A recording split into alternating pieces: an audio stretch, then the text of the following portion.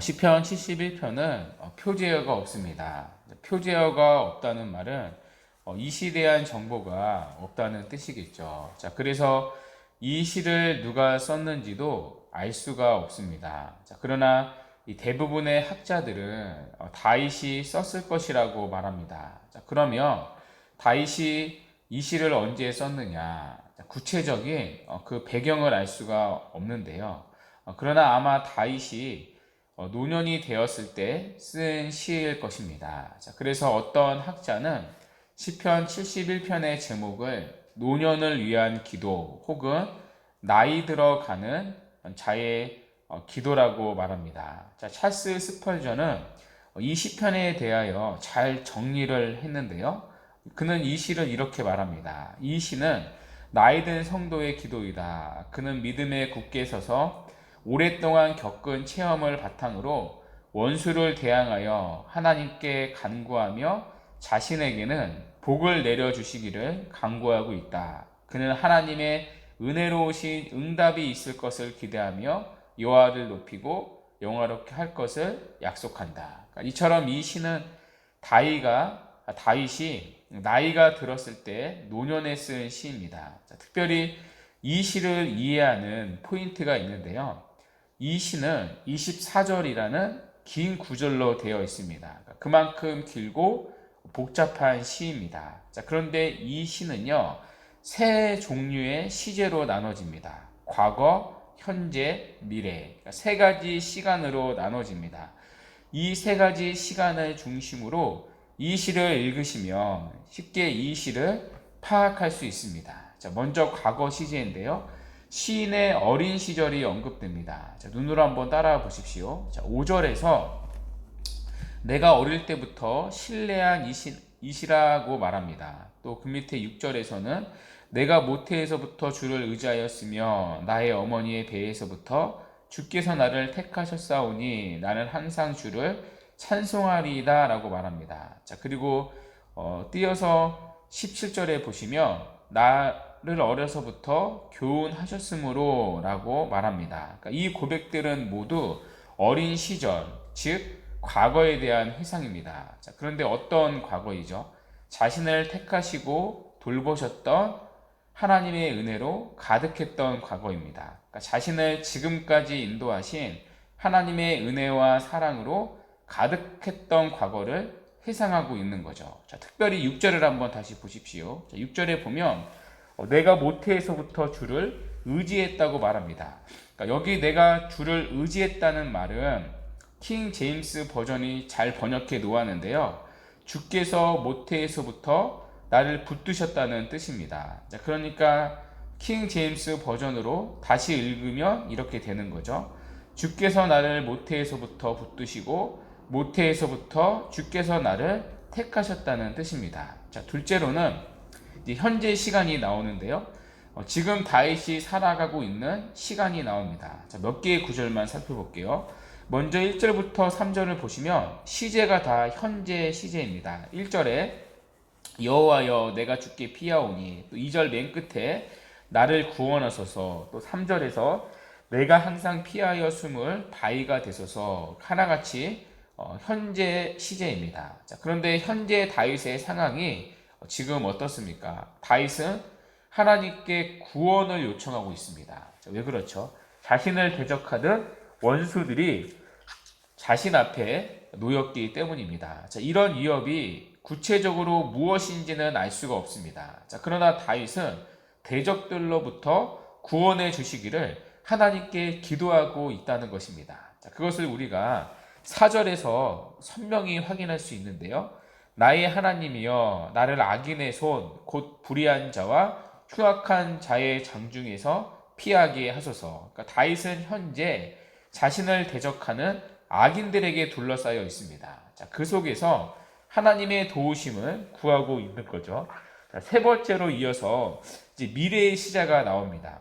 시인은 자신의 노년의 시기를 언급합니다. 자, 이것은 아마 시인이 거의 다다랐거나 곧 다다를 것이라고 느끼는 시기인데요. 자, 대표적으로 9절과 18절 말씀입니다. 자, 9절을 보시면 늙을 때에 나를 버리지 마시며 내 힘이 쇠약할 때 나를 떠나지 마소서. 자, 그리고 건너뛰어서 18절 말씀인데요.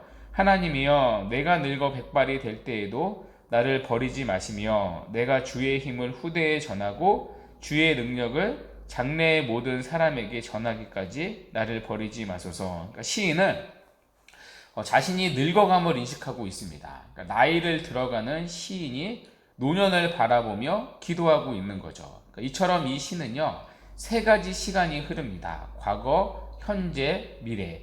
그러니까 자신의 모태에서부터 어린 시절의 은혜, 그리고 현재의 고난, 그리고 노년에 있을 장래의 은혜. 그러니까 이 세 가지가 오늘 이 시편을 이해하는 중심 시제입니다. 그러니까 지금 시인은 현재의 원수들로부터 고난을 당하고 있습니다. 자, 그러나 시인은 과거에 베풀어 주신 하나님의 은혜를 돌아봅니다.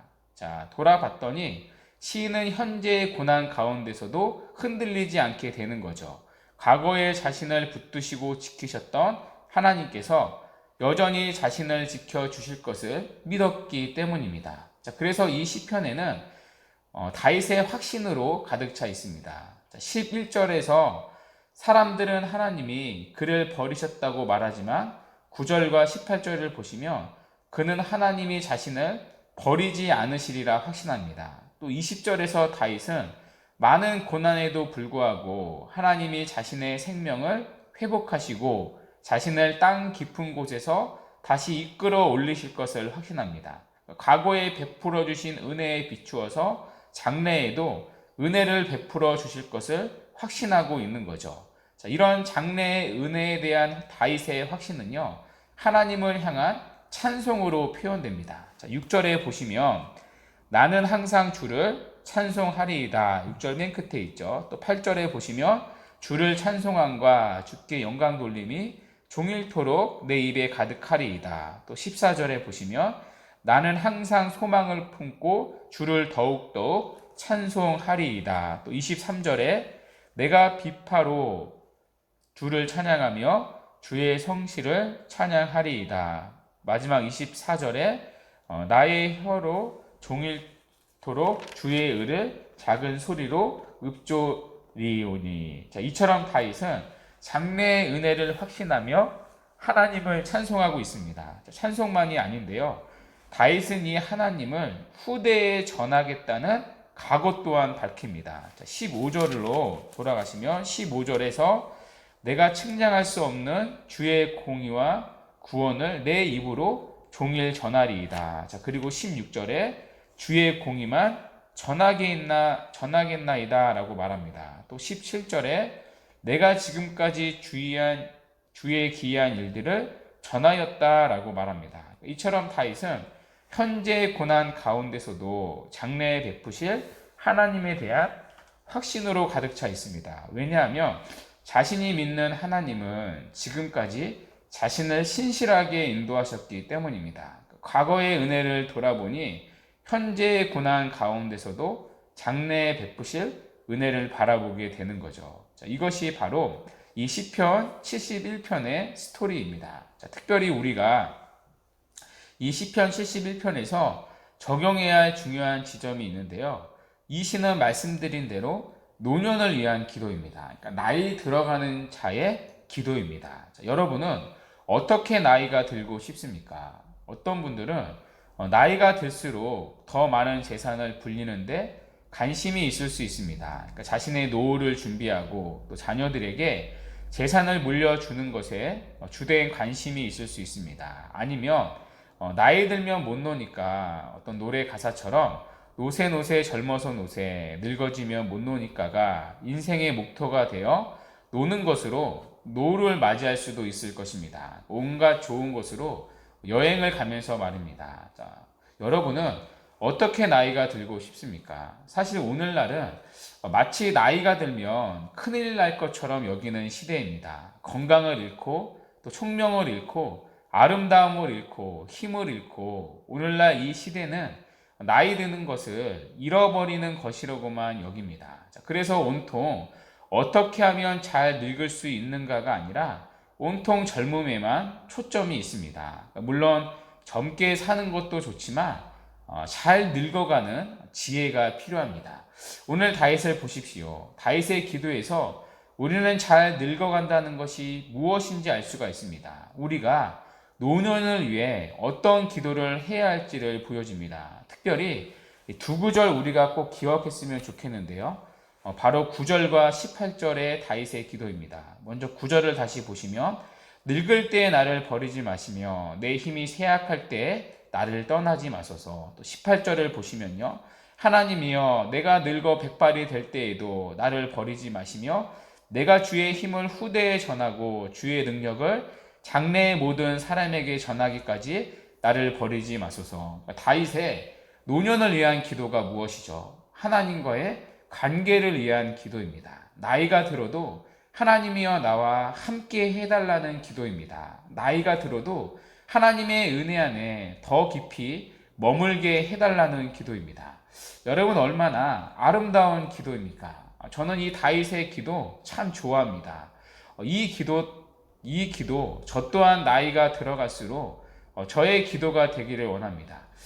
저는 안 믿는 가정에서 혼자 신앙생활을 했습니다. 목사까지 되는 바람에 많은 고난이 있었는데요. 그러나 고난이 있었지만 하나님이 주시는 남다른 위로와 은혜가 있었습니다. 그러나 과거의 은혜 안에만 갇히는 게 저에게는 늘 두려운 일입니다. 비록 현재는 그런 핍박은 없지만 과거보다 더 그 하나님을 사랑하며 살기를 원합니다. 과거보다 지금 더, 아니 앞으로도 하나님 그분을 더 깊이 알기를 원합니다. 하나님의 사랑과 하나님의 영광을 보기를 원합니다. 그래서 저 또한 다윗의 이 기도가 저의 노년을 위한 기도가 되기를 원하는 마음이 있습니다. 하나님, 제가 늙어 백발이 될 때까지도 하나님의 은혜 안에 거하기 원합니다. 백발이 되어도 하나님만 의지하며 더 살아가기를 원합니다. 백발이 되어도 하나님 앞에 끝까지 어린아이로 살아가기 원합니다. 이 기도, 노년을 위한 우리의 기도가 되기를 바랍니다. 여러분, 우리가 잘 늙는다는 것은 무엇입니까? 크게 아프지 않고 건강하게 사는 것도 복이지만 시간이 지나도 하나님을 의지하는 마음이 우리 안에 변하지 않는 것, 세월이 흐를수록 하나님을 의지하는 마음들이 우리의 심령 안에서 더욱 커져가는 것입니다. 여러분, 이 새벽 우리 이 기도를 드립시다. 9절과 18절에 기도가 우리의 기도가 되어 백발이 되어서도 하나님을 의지하고 그분의 이름을 후손들에게 전하며 살아가는 경건하고 또 성숙한 어른이 되는 이 복된 은혜가 우리 모두에게 있기를 간절히 바랍니다. 아멘. 우리